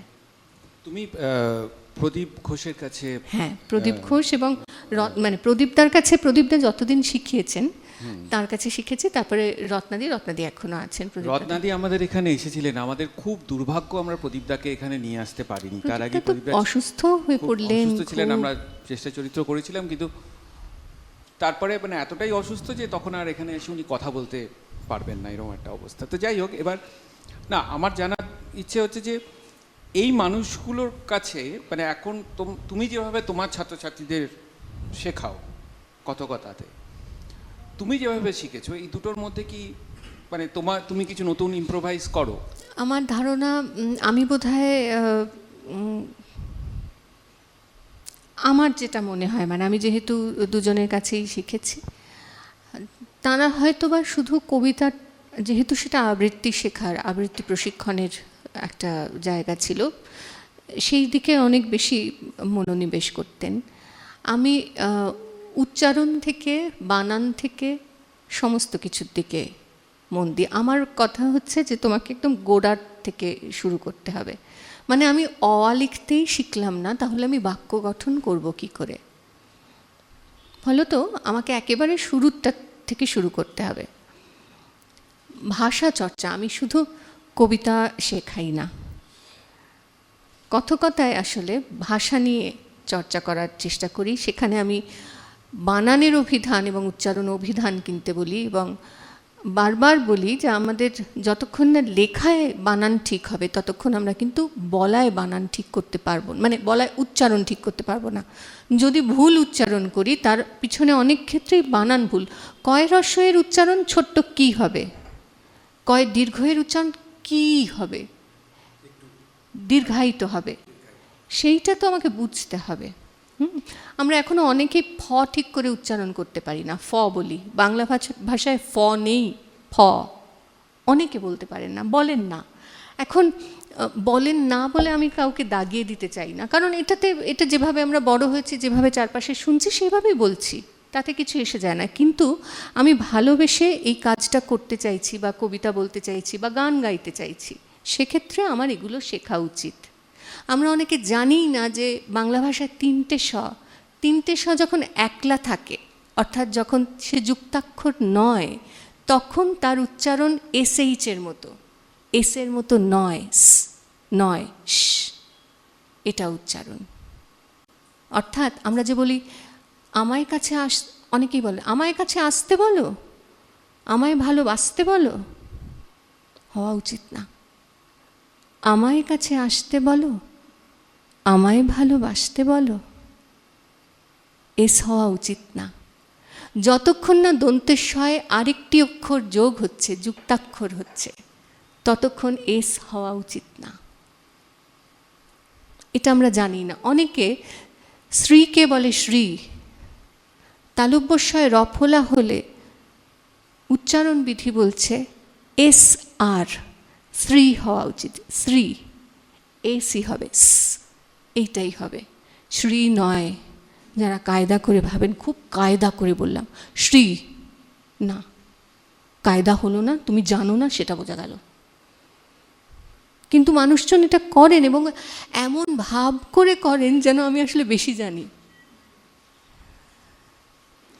এবং যারা করছেন তারা অনেকে আবার এই কাজটা করছেন সপ্তর্ষিদা। আমি আবার বলছি, আমার বাড়িতে আমার মা বাবাই হয়তো ভুল বলছেন, বা আমার ভাই দিদি বোন তারাও হয়তো ভুল বলছেন। তারা তো এই কাজটা করছেন না, তারা নিজের জন্য কবিতা পড়ছেন, ঘরের মধ্যে আছেন, ঠিক আছে, কিন্তু তুমি চর্চা করছো, সেক্ষেত্রে তোমার দায় বর্তায়। এবং তুমি আর 5 জনকে শোনাচ্ছ, তোমার থেকে আর 5 জন শিখতে পারে, তাহলে তখন তোমার দায় বর্তায়। তুমি একটা মিডিয়ায় আছো, তোমাকে দেখে আর 5 জন শিখবে, তুমি ভুল বললে তো লোকে ভুল শিখবে। আমরা তো অনেক সময় কানে শুনে শিখি, নয় কি? শ্রুতি, শ্রুতি। তাহলে মানে আমরা তো ছন্দা সেন, তরুণ চক্রবর্তী, দেবদুলাল বন্দ্যোপাধ্যায়, তাঁদের দেখে শুনে শিখেছে। আমি দেখিনি, আমাদের বাড়িতে টিভি ছিল না, কিন্তু লোকজন তো সেভাবে অনেকেই শিখেছে। তারা তো পথ দেখিয়েছেন। চৈতালি দাশগুপ্ত, যে কেয়া পিসি ভারী সুন্দর করে এগুলো বলেন, যে এইভাবে উচ্চারণ করতে হয়, তোরা করিস না কেন, মানে যারা করেন না উনি রীতিমতো বকাবকিও করেন আসলে, কিন্তু করে না অনেকে। তুমি খবর দেখো না বলছিলে, তুমি আজকে বাড়ি ফিরে খবর দেখো, আর আমি কি বললাম মিলিয়ে দেখো। আচ্ছা, এই যে তুমি এখন তো মোটামুটি টেলিভিশনের পর্দাতে তুমি আর নেই, রেডিওতে তুমি নেই। রেডিওতে আবার যে একেবারে ইচ্ছে হয়নি কখনো তা না, কিন্তু আমি ওই যে আমার একটা সময়ের নিজে সময় বেঁধে দিয়েছিলাম, কিন্তু আমি যতদিনে আবার পাবলোকে একটু বড় করে ফিরে আসতে চাইলাম, সে ফিরে আসতে চাওয়াতে দেখা গেল যে 9 ঘন্টার একটা অফিস টাইম দিতে হবে। আচ্ছা, এক্ষেত্রে আমি অফিস বললাম কেন বললাম? কারণ একটা বিজাতীয় শব্দ, এটা বাংলা নয়। সেই জন্য অনেকে কেউ যদি পুলিশ বলেন সেটা ঠিক আছে, কেউ পুলিশ বললে সেটাও ঠিক আছে, কারণ ওটা খানিকটা বাংলা অভিধানে লেখাও হয়েছে, মানে অভিধানে চলে এসেছে। মানে আমি ক্লাসে আসলে এইভাবে ক্লাস করাই সপ্তর্ষিদা, যারা এসছেন, যারা গল্প করেন তারা মোটামুটি এরকম করে। থেকে যারা এসছেন তাদের জন্য আমার একটা প্রশ্ন আছে। খুব কড়া দিদিমণি কি? মানে গল্প করার মধ্যে শোনো, একজন আছেন তিনি বাংলার অধ্যাপিকা, একটি কলেজের প্রিন্সিপাল অধ্যক্ষা। সমাধি গল্প করছেন, আমি তো প্রত্যেক কথায় পারলে থামাই, এটা ঠিক হয়নি, ওটা ঠিক হয়নি। আমাকে একদিন বলছে, রিনি আগে প্লিজ গল্পটা বলে নি, তারপরে তুমি সবটা ঠিক করে দিও। গল্পের মাঝখানে এত থামালে আর গল্পটা বলতে পারবো না। কি অবস্থা! আমি এরম খুব খারাপ। না, তো এবার আমি যেটা বলছিলাম যে এই দুটো একদম যেগুলো মিডিয়া থেকে তুমি ঢুকে পড়লে একদম নিজের একটা জগতে, সেটা হচ্ছে কথকতা, যেখানে তুমি কবিতা পড়া শেখাবে এবং তুমি পরের প্রজন্মকে বা যারা এই বয়সীও আছে অনেকেই তুমি বলছো তাদেরকে এই বাচিক শিল্পী করার একটা প্রচেষ্টা, বাচিক শিল্পী করার প্রচেষ্টা না, তাদের কবিতা ভালোভাবে ভাষাকে ভালোবাসতে শেখানো। ভালোবাসতে শেখার।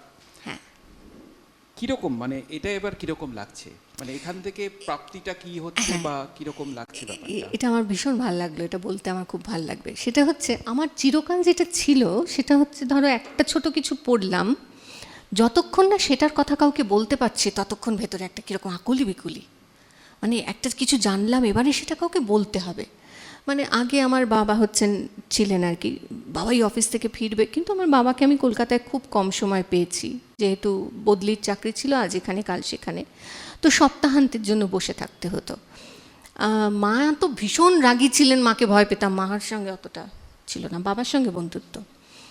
তো আমার এক বন্ধু ছিল, সে এই এক পারমিতা এসেছে, আরেক পারমিতা বিদেশে এই মুহূর্তে। ওই পারমিতার সঙ্গে বাসে করে ফিরতাম, স্কুল বাসে। সেই সময়টা তার সঙ্গে এই গল্প, আজকে এটা পড়েছি জানিস, ওইটা পড়লাম, সবটা ওর সঙ্গে হতো। মানে কিছু একটা পড়লে জানানো, আমি একটা কিছু জেনেছি, দেখেছি, সেটা আর সকলকে না বলা অবধি ভালো লাগার তৈরি হতো না। কথা হওয়ার পর আমার সেই একটা জায়গা হয়েছে, নিজে একটা কিছু ভালো জিনিস শিখলাম, সেটা সকলকে বলতে পারছি, আর কয়েকজনকে বলতে পারছি। পাবলো হওয়ার পর থেকেই জায়গাটা হয়েছিল। পাবলো যখন থেকে ছোট থেকে বড় হলো, পাবলোকে আমি যা যা ভালোবাসি, যা যা করতে ভালো লাগে, বাবা এটা বাবা ওটা, মানে ছোট থেকে তো ওকে আঙুল ধরে ধরে প্রায় করিয়ে দেওয়া, আমার যা যা ভালো লাগে সেগুলো ওকে ভালো লাগানোর চেষ্টা করা, সেটা করেছি।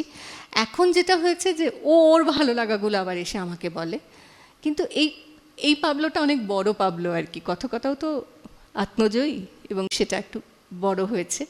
তো সেখানে 5 থেকে 75 এই হচ্ছে বয়স সীমা। ছোটরা তারা আমার ছানা, তারা এমনভাবে, মানে আমি মাটিতে বসি, তারা আমাকে গোল হয়ে ঘিরে বসে এবং বলা হয় চলে যাও এবারে ছুটি। না না না, এখন তো যাবো না মিমি, এখন তো থাকবো বলে তারা পাটা গুটিয়ে বসে গল্প করে। আবার বলে বাড়ি গিয়ে মিমির কাছে তো আড্ডা দিতে যাই। হ্যাঁ, তো কিন্তু আমি তার মধ্যেই গল্প হচ্ছে তার মধ্যেই পাঁচিলের ভালো নাম কি, প্রাচীর, বাংলা মাস পরপর কী কী বলো শিখিয়ে দিলাম। মানে ওরা বুঝতে পারেনি যে এই পড়াচ্ছে রে পালা, এখনও ধরতে পারেনি। হ্যাঁ, কুকুরের ভালো নাম কি, সারমেয়, বিড়ালের ভালো নাম কি, আগের দিন শিখিয়ে দিয়েছি এই করে। এগুলো এখনও ধরতে পারে না যে মিমি এগুলো পড়ায়, কিন্তু আমি ওই করে করে টুকটুক করে, কবিতা শুধু না, আমি এগুলো ওদের মধ্যে ঢুকিয়ে দিই। সঙ্গে সঙ্গে বানান, একটা বললে তাহলে ওটার এর উল্টোটা কী হবে, ভালো বললে উল্টো কী, হাত তোলো তুমি বলো, এই রকম আর কি। এটা করে করে যেটা হয়েছে, ওই ভালো লাগাটা আমার এখন দেওয়ার অনেক মানুষ হয়েছে, ভালো লাগা ভাগ করে নেওয়ার আমার একটা জায়গা হয়েছে, এবং সেইটা একটা ভীষণ ভালো লাগার জায়গা। সপ্তর্ষিদা, এটা একটা নেশা। তো এবার তো রিনু বড় হয়ে গেল, বুড়ি হয়ে গেল, বুড়ি হয়ে গেল। হ্যাঁ, তো এবার আমি তোমাকে বলবো যে তোমার ভালো লাগার কিছু কবিতা পড়ো, আমরা একটু শুনি। তার কারণ হচ্ছে যে অনেক কথা শুনলাম, অনেকটা পথ তুমি পেরিয়ে এসেছো, এই একটা ছোট 1 ঘন্টা 1.5 ঘন্টার মধ্যে এটাকে পুরোটা হয়তো ধরা সম্ভব নয়। তুমি কিছুটা লিখেছো তোমার বইতে,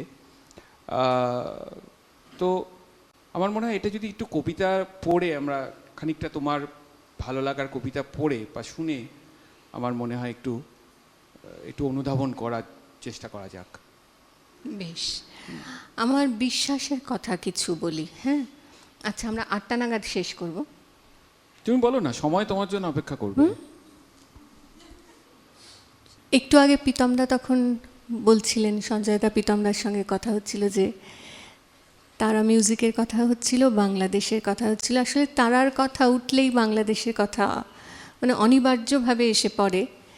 আর তখন বাংলাদেশের একটা অন্যরকম, বাংলাদেশ থেকে ফোন আসতো, বাংলাদেশে সেই সময় অনেকবার যাতায়াত হয়েছে, প্রচুর অনুষ্ঠানে গেছি এবং আতিথেয়তা পেয়েছি। এখানে আমার একটা ছোট্ট একটা জায়গার কথা হঠাৎ মনে পড়লো, এই বাংলাদেশের কথা বলতে গিয়ে আমার মৌসুমীদির একটা ফোনের কথা মনে পড়লো, যেটাতে তোমরা বোধহয় নায়াগ্রাতে বেড়াতে গেছিলে। তো মৌসুমীদি আমাদের মানে আমার থেকে একটু বড়, 1 বছর 2 বছরের বড়, এবং আমাদের ভীষণ ভালো বন্ধু। মৌসুমীদিও আমাদের এখানে মায়াতে এসেছে, ভীষণ ভালো কাজ করে, কবিতা ইত্যাদি, এবং মানে আদতে বিজ্ঞানী, হ্যাঁ, স্ট্যাটিস্টিক্সের প্রফেসর। যাই হোক, তো মৌসুমীদি এবং এই রিনি দুজনে গিয়ে উজিয়ে উঠেছিল ওই নায়াগ্রা ফলসের ওখানে। না, আসলে আমাদের একটা অলিখিত চুক্তি আছে। চুক্তিটা এরকম যে আমি যখনই আমেরিকায় যাই, মৌসুমীদি আর আমরা দুজনে একটা গাড়ি নিয়ে বেরোই। আমি গাড়ি চালাতে পারি না, মৌসুমীদিই চালায়, এবং আমরা মানে ঘন্টার পর ঘন্টা, মাইলের পর মাইল আমরা যেমন ওই কি বলবো, নায়গ্রা গেছি, সেটাও নায়গ্রা অন দ্য লেক গেছি। আচ্ছা, আপার মিশিগান একবার বেড়াতে গেলাম, ম্যাকিনেক আইল্যান্ড গেলাম, মানে আমরা এরকম প্রচুর ঘুরেছি আমি আর মৌসুমীদি, এটা ঘুরি। যেবার নায়গ্রা গেলাম, ওই যে ভালো লাগাটা ভাগ করে নিতে হবে, তখন পাবলো একেবারে ছোট, পাবলোর 8 বছর বয়স। পাবলো গেছে শরৎ ক্লাস করতে, মানে এসেছে এই বালিগঞ্জে গুরুজির বাড়িতে। সেখানে স্কাইপে, মানে আমার তখন দেখাতেই হবে, আমি তখন দেখো মরিয়া, আমি দেখে ফেলছি, ওরা দেখছে না, পিনাকি আর পাবলোকে দেখাতে হবে। বিছানা থেকে উঠে সকালবেলা দেখছি সামনে নায়গ্রা। মানে আমি আসলে বেড়াতে অসম্ভব ভালোবাসি, অসম্ভব। আমাকে যদি কেউ একটু টাকা দেয় এবং বলে তোমাকে টাকার চিন্তা করতে হবে না, তোমার সব আছে, আমি কি করব? আমি বেড়াবো, আমি শুধু বেড়াবো। আমাকে একটা বই, একটু গান শোনার সুযোগ আর বেড়াতে যেতে দিলেই হবে। তো আমি ওরকম একটা জায়গায় বেড়াতে গেছি, ঘুম থেকে উঠে জানলাটা খুললাম, সামনে নায়গ্রা। এখানে সকাল, মানে ওখানে সকাল আর এখানে সন্ধে হচ্ছে। পিনাকি হ্যাঁ হ্যাঁ ঠিক আছে, রাই, আমার তো তখন উৎসাহে, মানে মামা দেখ দেখ, মামা এসে মানে ঘুরিয়ে ঘুরিয়ে নায়গ্রা দেখানো আমার আর শেষ হচ্ছে না, বুঝেছ? অন্যরকম অভিজ্ঞতা, মানে আমার একটা টিক পড়েছে একটা জায়গার। সেটা বাংলাদেশের, সেটাও আমার বহুকালের একটা আসলে শিকড় বোধহয় কথা বলে। বাবা গোপালগঞ্জ, মা ব্রাহ্মণবাড়িয়া। মা অবশ্য এখানেই জন্মেছেন, বাবা জন্মেছেন ওপারে এবং চলে এসেছেন যখন 9 বছর বয়স। তারপর কেটে গেছে বহু বছর, 22 সালে আবার বাবাকে নিয়ে যেতে পেরেছিলাম। এবং সেই অভিজ্ঞতাটা, মানে আমার মনে হয় জীবনে যদি একটি ভালো কাজ করে থাকি, সেটা হচ্ছে ওটা, যে আমি বাবাকে নিয়ে যেতে পেরেছি। আমার বাবা ওই বর্ডারে গিয়ে দাঁড়ালো, আর বর্ডারটা পেরিয়ে হাপুস নয়নে কাঁদলো।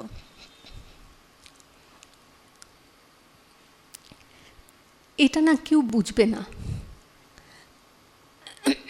যখন তারায় ছিলাম, যতবার বাংলাদেশ গেছি, ওই ঢাকায় নামতাম, আর প্রতিবার মনে হতো বাবাই আমি তোমার সঙ্গে আসবো। প্রতিবার মনে হতো, কারণ আমার বাবা কীরকম উদ্গ্রীব হয়ে থাকতেন, ফিরলেই পুঙ্খানুপুঙ্খ জিজ্ঞাসাবাদ করতেন, কি হলো, ওরা কি বলল। হ্যাঁ, আর 2013 থেকে আমার সময় লাগলো, অতগুলো বছর আমি 22-এ নিয়ে যেতে পারলাম। মা বাবা অশক্ত, কোভিডের পরে বয়স্ক মানুষরা আরও নড়বড়ে হয়ে গিয়েছেন, শরীর ভালো নেই, সেই অবস্থায় নিয়ে গেলাম তাদের। আগে নিয়ে গেলে নিশ্চয়ই আরও ভালো হতো, পারিনি। বাংলাদেশে বেশ মানে প্রচুর ভালো ভালো অভিজ্ঞতা, তার মধ্যে একটা মনে আছে, আজিজ সুপার মার্কেট ঢাকায়, সেখানে বইয়ের জন্য প্রতিবার যাই, ঢাকা গেলেই যাই বই কিনতে। বাতিঘর আছে, বাতিঘরে অবশ্য এবার গেছি, তখন বাতিঘরে যেতাম না, অন্য জায়গায় তক্ষশিলায় যে গেছি, আরও নানান জায়গায়। নিত্য উপহারে গিয়ে শাড়ি কিনবো, বাংলা লেখা সমস্ত গেঞ্জি এই সমস্ত পাওয়া যেত। আজিজে যাব, আজিজে নামলাম, উল্টো দিকে একটি রিক্সা, ঢাকার ট্রাফিক জ্যাম তো বিখ্যাত, উল্টো দিক থেকে একজন দিদি বলে ছুটে এলেন, তাড়াতে দেখেছেন। বাংলাদেশের রাস্তায় আমি আজিজ সুপার মার্কেটে হেঁটে ঢুকছি, বাংলাদেশের মানুষের কাছে এই ভালোবাসা ছিল। এবং বাংলাদেশ এয়ারলাইন্সে বাংলাদেশের মানুষ, তারা যে কিভাবে এসে কথা বলতেন, অনুষ্ঠান দেখেছেন, আজ সকালের আমন্ত্রণে, গানভাসী লাইভ, আর ডেট উইথ ইউ বলে শুক্রবার যেটা চিঠি পড়তাম আর মেলের উত্তর দিতাম, সেই অনুষ্ঠানটাও এত তারা মন দিয়ে দেখতেন, ভালোবাসতেন এবং এসে বলতেন না, অন্যরকম। একটি ছেলে একবার আমার একটি ইন্টারভিউ সাক্ষাৎকার নিতে এসেছে, ছেলেটির নাম পাভেল। এসে অনেক কথাবার্তা বলেছে টলেছে, সাক্ষাৎকারটা তো বেরিয়েছে, তাতেও প্রথমে শুরু করেছিল এটা দিয়ে যে আমার এই মানুষটির সঙ্গে আলাপ করে এটা মনে হলো যে আমি কেন বছর আগে জন্মালাম না, আর আমি কেন ভারতবর্ষে জন্মালাম না, তাহলে এই মানুষটিকে আমি প্রেম নিবেদন করতে পারতাম। ছেলেটি বাচ্চা ছেলে। পাভেলের সঙ্গে আমার এখনও যোগাযোগ আছে। পাভেল ব্রাহ্মণবাড়িয়ার ছেলে, ঢাকাতে এসে অবশ্য সাক্ষাৎকার নিয়েছিল এবং বারবার বলেছে, দিদি যখন ব্রাহ্মণবাড়িয়া যাবেন আমি যাব একবার আপনার সঙ্গে। ব্রাহ্মণবাড়িয়া যখন গেছি, যেই বাড়িটাতে আমার দাদুরা থাকতেন, সেই ভোলাচং গ্রামে, সেই বাড়ির পিছন দিকটায় প্রাইমারি স্কুল হয়েছে। প্রথমে সেই যাদের হাতে বাড়িটা দিয়ে আসতে হয়েছিল, সেখানে তখন তো পুরুষ মানুষ কেউ নেই, দিনের বেলা তো সব কাজে গেছেন, শুধু মহিলারা। তারা ভাবছেন কি, যারা আমার সঙ্গে গেছেন তারা বলছেন যে এই দিদি আসছেন কলকাতা থেকে, এদেরই ছিল এই বাড়িটা। হ্যাঁ, তারা না কিরকম সন্ত্রস্ত, নিয়ে নিতে এসেছে ভাবছে তারা, মোটেই হ্যাঁ কেউ নাই বাড়িতে, তো এখন কেউ নাই এরকম। তারপরে যখন দেখছে আমি এদিক তাকাচ্ছি ওদিক তাকাচ্ছি আর হাপুস নয়নে কাঁদছি, তারা কোথাও একটা বুঝতে পেরেছে এই মহিলা বোধহয় কোনো ক্ষতি করতে পারে না। তারপর গাছ থেকে কাঁঠাল পেড়ে খাওয়ানো, ঘর থেকে আচার এনে খাওয়ানো, টক দই পাতা আছে, নাহিদা বলে একটি বাচ্চা মেয়ে আমার মনে আছে, কানে কানে এসে জিজ্ঞেস করছে, আপু ঘরে দই আছে, দই দেব? গাছের লেবু তুলে দিল। এইরকম নানান টুকরো টুকরো ঘটনা। এইটা বাবার মন কেমন হবে, কিন্তু আমি তাও শঙ্খ ঘোষের এই লেখাটা পড়ি, চেষ্টা করি। সুপুরি বনের শাড়ি আমাদের অনেকেরই হয়তো ভীষণ প্রিয় একটি উপন্যাস, আর সেখানে নীলুর মধ্যে আমি আসলে আমার বাবাকে দেখতে পাই, সেই কিশোর ছেলেটি যে আর কোনো দিন নিজের সেই জায়গায় ফিরে যেতে পারবে না, জানার পর চলে আসতে বাধ্য হয়েছিল বা চলে এসেছিল, তার কথা। যাত্রা করবার জন্য আসন বিছানো আছে ঘরের মধ্যে। মা বড় মামি রান্নাঘর থেকে ফেরেনি এখনো। মাথা নিচু করে উঠোনের ওপর এক মনে পাইচারি করে চলেছে বড় মামা। দাদু তার নিজের ঘরে বসে কি যেন লিখে চলেছে হিসেবের লম্বা খাতাটায়। দিদিমা একবার ঘট এনে রাখছে আসনের সামনে, একবার একটা জল ভরা কলস, আর মাঝে মাঝে বলছে, আয় রে তোরা যাত্রা করে নে, দেরি করিস না আর। বড় মামা একবার দাদুর ঘরে ঢুকে নিচু গলায় বলল, আমাদের তো সময় হলো। তাকিয়ে একবার দেখল দাদু, কথা বলল না কিছু। অল্প একটু চুপ থেকে আবার বলল বড় মামা, আর একবার কি ভাববেন? পাল্টায় তো সবই, নিজেদের তো সেইভাবে পাল্টে নিতেই হয়। আরও একবার চোখ তুলে তাকায় দাদু, বলে না কিছু। তারপর আবার মন দেয় লাল মলাটের সেই লম্বা খাতায়। ঘর থেকে বেরিয়ে আসবার পর সেজো মামা বলে, ভাববার কিছু নেই, মা বাবাকে নিয়ে যাব আমি কদিন পর, আগে একটু গুছিয়ে তুলি সব। বাইরে থেকে হাঁক দেয় রহমত, তাড়াতাড়ি করেন কর্তারা, জোয়ারের কিন্তু সময় হইল। সেজো মামা তাকে তাড়া দিয়ে বলে, আরে যা তুই, খেয়াল আছে আমাদের। দিদিমা ডাকে সবাইকে, কই এসো সবাই, নাও যাত্রা করে নাও, লগ্ন হয়েছে। ছোট থেকে বড় না বড় থেকে ছোট? দিদিমা বলে, হ্যাঁ হ্যাঁ, ছোট থেকে বড়, বস তুই আগে। বসে পড়ে নীলু আসনে। যাত্রা করা কাজটা কিছু শক্ত না। ওই আসনে বসে বড়দের প্রণাম করতে হবে একে একে, ধান দুর্ব মাথায় দিয়ে আশীর্বাদ করবেন তাঁরা। তারপর আমের পল্লব বসানো সিঁদুর মাখানো ঘটের কাছে মাটিতে মাথা রেখে মনে মনে চাইতে হবে বিদায়। আর তারপর সেই কলসের টলটলে জলে নিজের মুখের ছায়া দেখতে হবে নিচু হয়ে, মনে মনে বলতে হবে আবার আসব। তারপর উঠে পিছন দিকে একবারও আর না তাকিয়ে বেরিয়ে যেতে হবে একেবারে ঘরের বাইরে। আবার আসব মনে মনে বলতে গিয়েও কথাটা আটকে গেল নীলুর গলায়। সত্যি তো নয় সেটা, ঠিক হবে কি বলা? একে একে ঘর ছেড়ে বেরিয়ে আসে মা, বড় মামি, বড় মামা। সবাই মিলে এগোতে থাকে উত্তরমুখে খালের দিকে। সঙ্গে সেজো মামা ধরে ধরে নিয়ে চলে দিদিমাকে। ধরতে হচ্ছে, কেননা এতক্ষণ কোনো রকম কষ্টের কথা না বলে এই একেবারে শেষবেলায় ডুকরে কেঁদে উঠেছে দিদিমা। সেদিকে আর কেউ তাকাতে পারে না, কারো দিকেই কেউ তাকায় না। একবার শুধু পিছন ফিরে নীলু দেখল তাদের থেকে অনেকটা দূরে পিছনে পিছনে এগিয়ে আসছে দাদু, ধুতির খুঁটটা গায়ে জড়িয়ে নিয়ে। জোয়ার আসার একটা মিষ্টি কুলকুল আওয়াজ শোনা যায় খালে, কান পেতে থাকলে।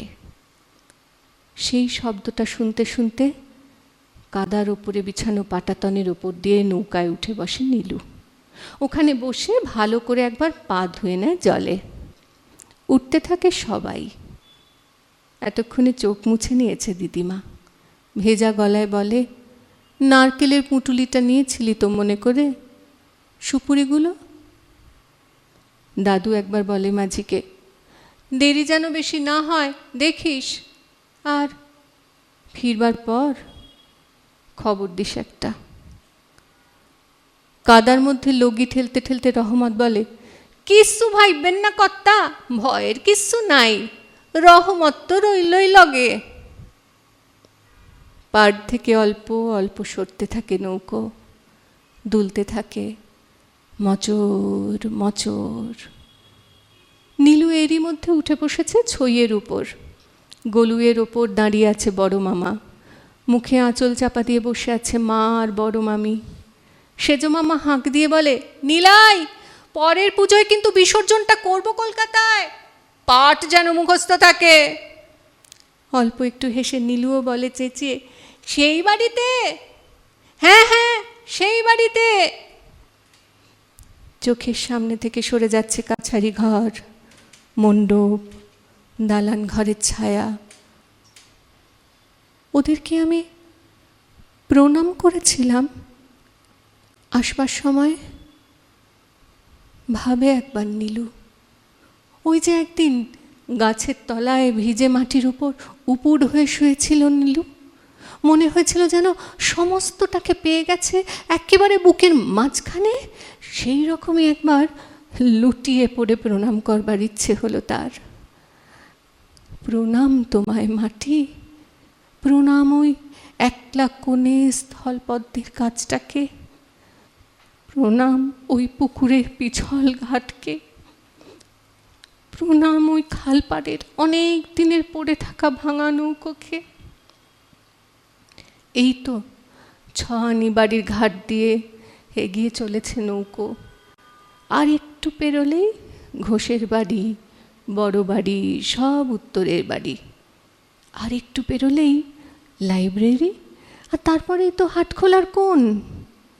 প্রণাম মাটি, প্রণাম সাঁকো, প্রণাম ঢাক, কাঁসর, টিনের চালা, নিকোনো উঠোন, হাটখোলা, প্রণাম। এইবার বাঁ দিকে বাঁক নিতে হবে। খাল ছেড়ে এবার নদীতে পড়বে নৌকো। বাঁক নেবার মুখে হাটখোলার কোণে উল্টে রাখা প্রকাণ্ড এক মাটির চালার ওপর বসে বসে সবুজ একটা রুমাল ওড়াচ্ছে কে? কে ওটা? চমকে উঠে নীলু দেখে হারুন। ওই তো ওইখানে এসে বসে আছে হারুন। চিৎকার করে বলে ওঠে হারুন, এই যে আমি নীলাই, এই যে রে, আসিস কিন্তু আবার সামনের বার, আসবি তো? কিরে আসবি তো? আসবি?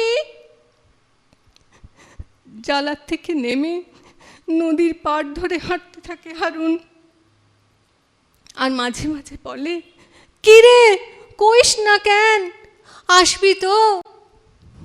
উত্তর দেয় না নীলু।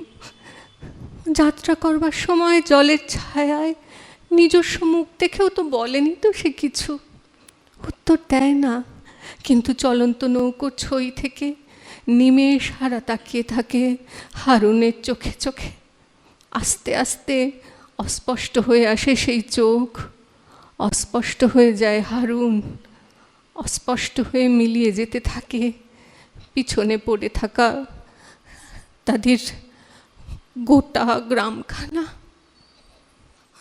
আমি একটু বলে নিই সঞ্জয়দা, সেটা হচ্ছে যে এই কবিতাটা শুনতে শুনতে আসলে আমরা যারা এপারে জন্মেছি তারা হয়তো এই পরিস্থিতির মধ্যে দিয়ে যায়নি, কিন্তু যারা গেছেন তাদের কাছে এটা সত্যিই একটা অদ্ভুত ধরনের মুহূর্ত বা সময়।